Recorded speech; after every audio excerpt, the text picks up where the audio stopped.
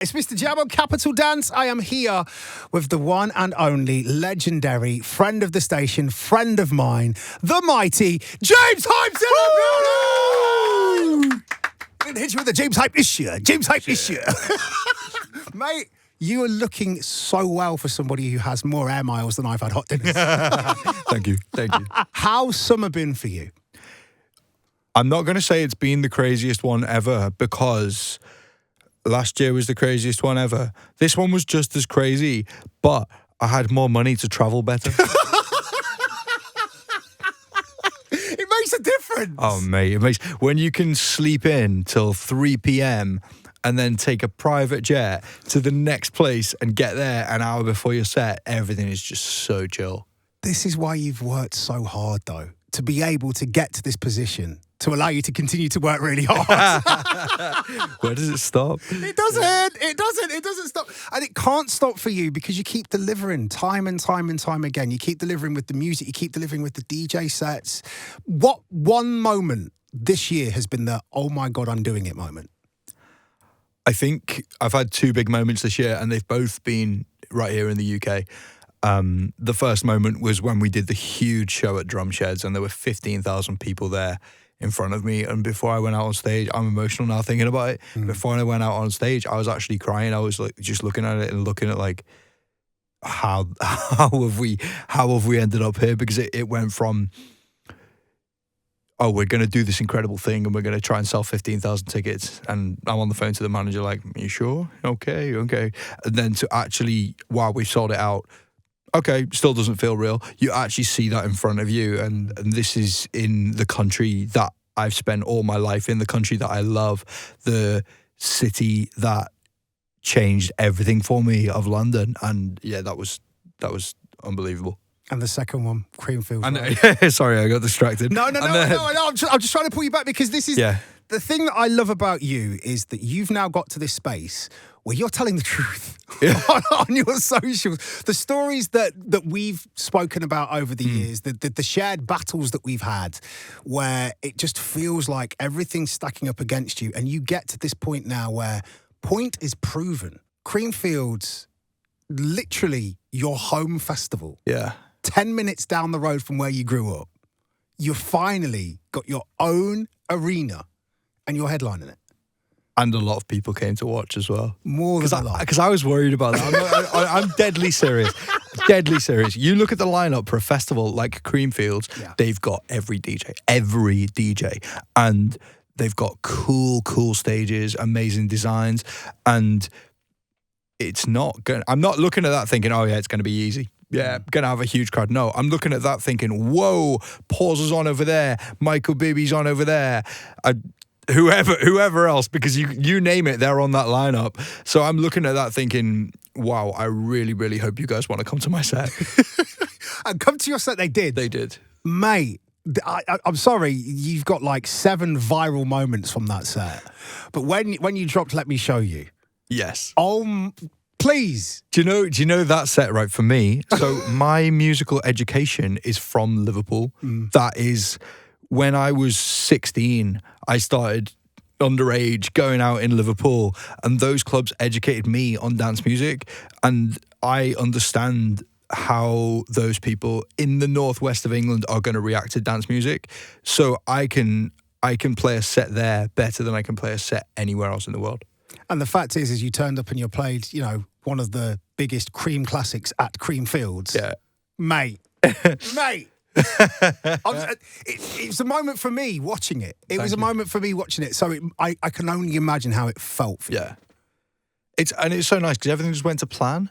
And that sounds kind of crazy to someone who's not a performer. But so much of the time when you do these huge shows, there's so much stress and there's so much pressure that you don't actually enjoy it because you're just thinking, oh, I hope this goes right. I hope this works out okay. But everything just felt right on that night, and that's not normal.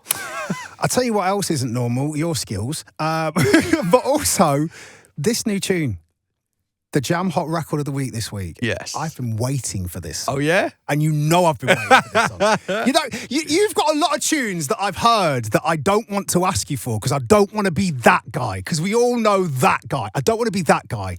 But this was the closest one where I've nearly broken my own rule and gone, James, please, can I grab a copy of this? 7 seconds, mate. I'm glad you're liking it. Mate, talk me through the process of putting this record together. Last summer, I'd made a remix of Looney's I Got 5 on it, and I was dropping it in every set, and it goes off like do-do-do, do-do-do, do-do-do. Everyone loves that. Even if you don't know the original, you still love that. So I was playing it in every set, and I always make my best music with the same group of people. Josh from the Good Boys and Miggy, who sings Ferrari, and a couple of other people. And I made this remix of I Got 5 on it, and I was like, let me take off the vocal and then send it around in the group chat and see if anyone's got any ideas. And Josh from the Good Boys came back and he sent me a song that he'd written, and it was, got my eyes on it, and I'm watching as you move, something like that. And I was like, I don't know if it's right. I played it, and if you can actually find it on YouTube, I played it in my set at Brooklyn Mirage last summer. Wow. So if you want to hear like the original version, that's there. And I just wasn't really feeling it. And then we all got in the studio together and just tried to think of cooler concepts, but with the same sort of idea. And that's where we ended up with 7 seconds. And there's actually a video on my Instagram of Miggy from Ferrari singing 7 seconds. But the final version is sung by an amazing girl called Shamaya Battles. How did you find her? Well, she goes to church with one of my really good friends, Johannes. And she's got a really cool voice. As soon as I heard her voice, we were like, let's make this feel like a 90s R&B vocal that's been resampled, and that was the vibe that we went with when we recorded her vocal on this track, and she absolutely killed it. And she's been making like TikToks and stuff for the record that I saw yesterday, and I was like, oh, you are sick, really good. See, I love this because the problem is that for a lot of records that we hear now, you hear, well, this person sent me this, and then I had to do this, and then I had to do that, and it's very manufactured. Everything that you do is based on a vibe and a feel, and it starts in the club for you. It starts with the idea, and it starts in the club. That's where my good stuff comes, 100%. If it doesn't feel like that, I get lost. I'm like, what really is this? And I don't understand how to...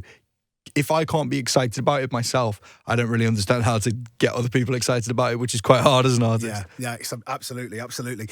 What's the response been like to this version? When I drop it in a DJ set, it goes crazy because it has a big silence, and then it comes in, do-do-do, and the whole crowd's like, whoa, and it's like slowed down, it's dramatic, and then it speeds up again, and you get the drop, and it really does go off. It's a moment in a DJ set.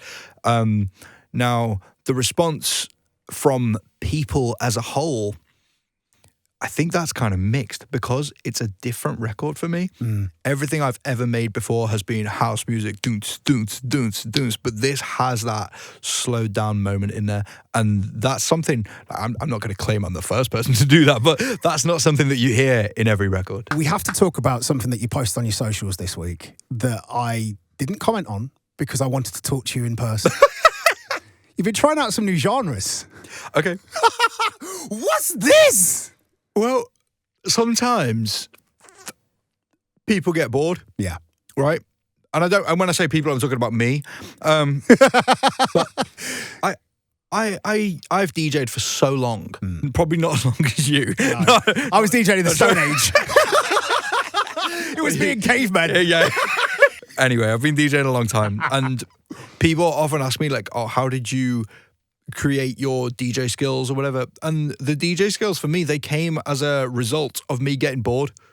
I was DJing every night, and I was like, oh, how can I make this more interesting for myself? I know, let me go, and that kind of thing. So it was an evolution of that. So if I get bored and I decide to trial out things, I'm kind of up for that these days. I'm like, that's gone well for me before, so I'm gonna try it now. And recently I've been dropping some tracks in my DJ sets that have not got 4/4 drums. I've been dropping some sort of breakbeat drops, and I've started creating a couple, and that's not the only genre I experimented with. I experimented with Afro house sounds as well, and it's fun, but I'm not sure it feels very James Hype.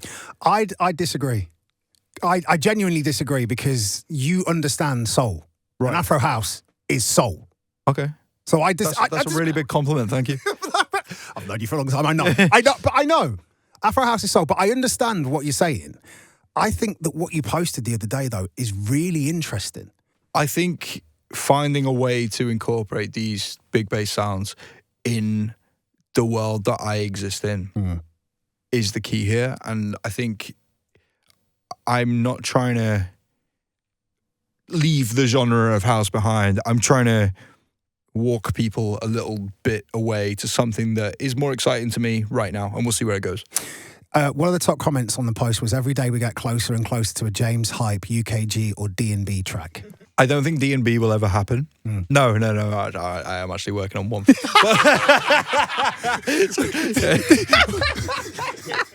What was my response when you said I don't think D&B would ever happen? The thing is, I don't really resonate with D&B like that. Like, I listened to it when I was 15 years old, and I actually DJed off to Chasing Status at the weekend, and that's the first time I've witnessed drum and bass for a long time. Yeah. And I was like, whoa, this is so far removed from what I do. Yeah. Because I've always thought, like, dance music, man, it's all the same. It's really not. Like, the energy is like, whereas the energy with house is like, and I didn't realize how different they were. To be fair, that'll do it for you. Oh my Lord. But a UKG James Hype track. With this, I think we're closer to this. We are closer to UKG. Like, my formative years were spent in this country, and UKG, UK. Yeah, so yeah, I think that is in my head, like somewhere, and maybe that will come out. Bumpy house drums, those big bass lines. Yeah, exactly. Yeah, we're not far off that. Is there any genre that you think is off limits for you? Someone said on a YouTube comment the other day, he's going to end up playing hard techno like everyone else, and I replied, no, I'm not. I just don't like it. So 150 BPM is definitely out the window. There's, like you said, there's no soul. I mean, you didn't say there's no soul, but you said you I understand like soul. You understand soul. I love techno, but I love techno that still has soul. Agreed. We have taken inspiration from the title of your Jam Hot record of Shemaiah Battles, and we're going to play our own game of 7 seconds. Okay. It's very simple, beat the clock style game.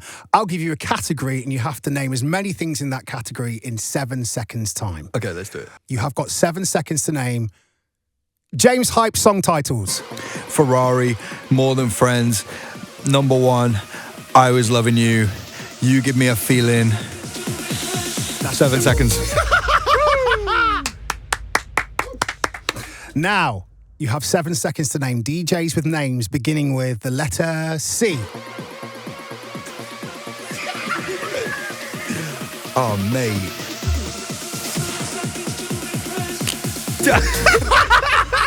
That's so bad. Name one now. I can't.